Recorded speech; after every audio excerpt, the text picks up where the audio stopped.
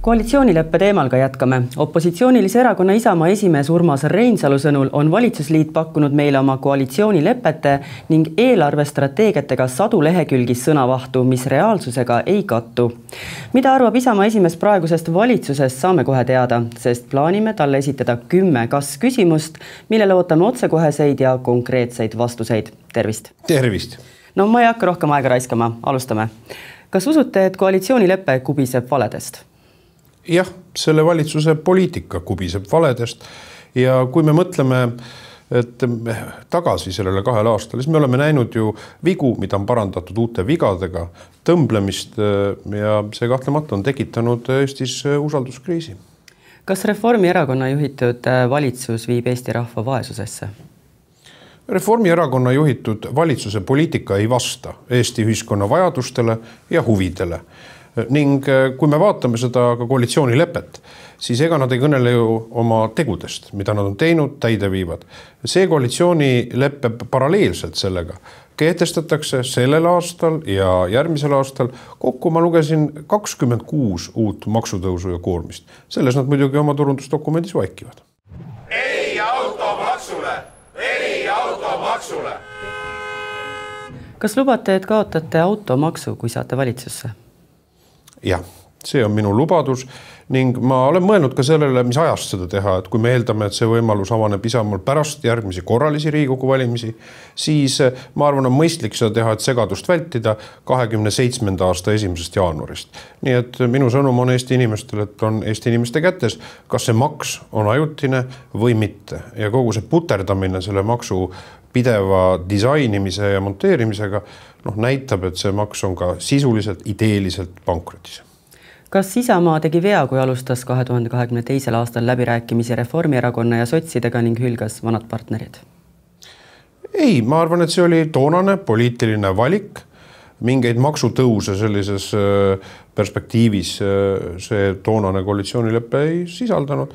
Ja seal sai paar väga praktilist asja Isamaa huvides ellu viia, muu hulgas ka eestikeelsele haridusele üleminek. See oli selle momendi kasutamine poliitiliselt ratsionaalselt.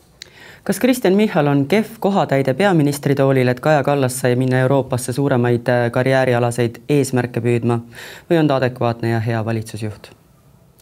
Ma arvan, ta on meeldiv inimene, et ma ei hakka kedagi isiklikult kuidagi alandavalt kellegi suhtes väljendama. Aga tõsi on see, et nad on siiami kaksikud. Et see poliitika, mida Kallas raamistas, on Michal olnud selle kiirenevas, ka maksutõusude mõttes, kiirenevas tempos elluviijaks. Ja me näeme seda, et ka usalduskriis on kasvanud. Loetud kuud tagasi peaminister ütles, et teatud maksutõusud on ajutised, nüüd on ta sellest loobunud, loetud kuud tagasi müüs ta Eesti rahvale ettevõtte kasumimaksu, nüüd on ta sellest taandumas. Kummal juhul ta rääkis meile tõtt ja kummal juhul valet? Kas usute, et Isamaal on ka tegelik rahva toetus või näitavad reitingud pigem lihtsalt pettumust praeguse valitsuse poliitika osas? Ma arvan, et inimesed näevad Isamaas alternatiivi selles poliitilises olukorras praegu.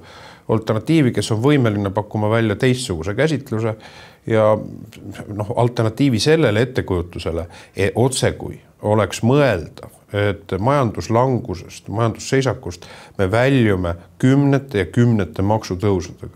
See puudutab majanduse väljavaadete kehva olukorda.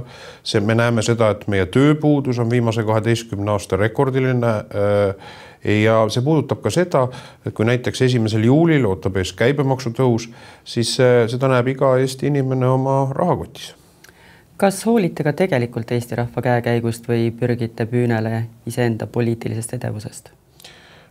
Ma arvan, et minu otsus selle kohta, et asuda Isamaa esimehe rolli ja sõnastada see alternatiivne poliitiline vaade Reformierakonna valitsusele on kantud tõepoolest sellest teadmisest, et Eesti ühiskonna huvides on mõistlikum alternatiiv ja Isamaa on võimeline seda pakkuma.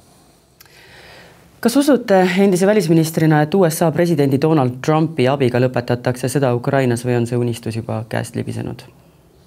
Kõik sõjad lõpevad kunagi, aga ma ei näe realistlikult, et see juhtub lähemas tulevikus. Vastupidi, me näeme, et sõjategevus on ägenenud hoopis paradoksaalselt ja nüüd on väga tähtis, et vaba maailma riikidel ei teki seda ebakindlas olukorras niisugust väsimustunnet. Et nüüd tuleb just nimelt see energia koondada kokku, et selle sõja tulemuses saaks olla midagi, mida inimkond hiljem interpreteerib kui Putini võitu.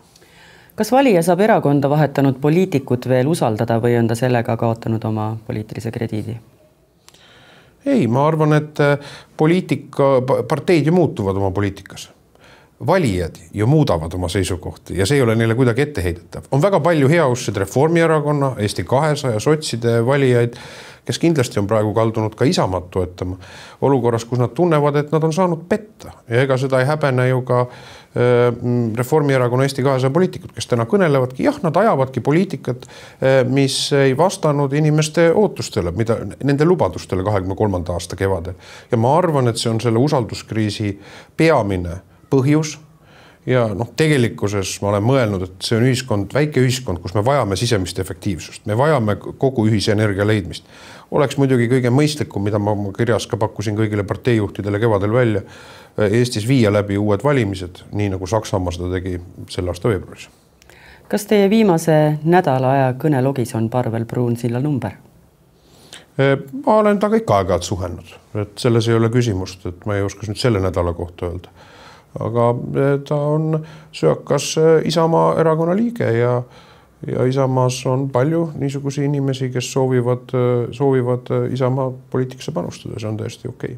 Urmas Reinsalu, ma tänan teid nende vastuste eest.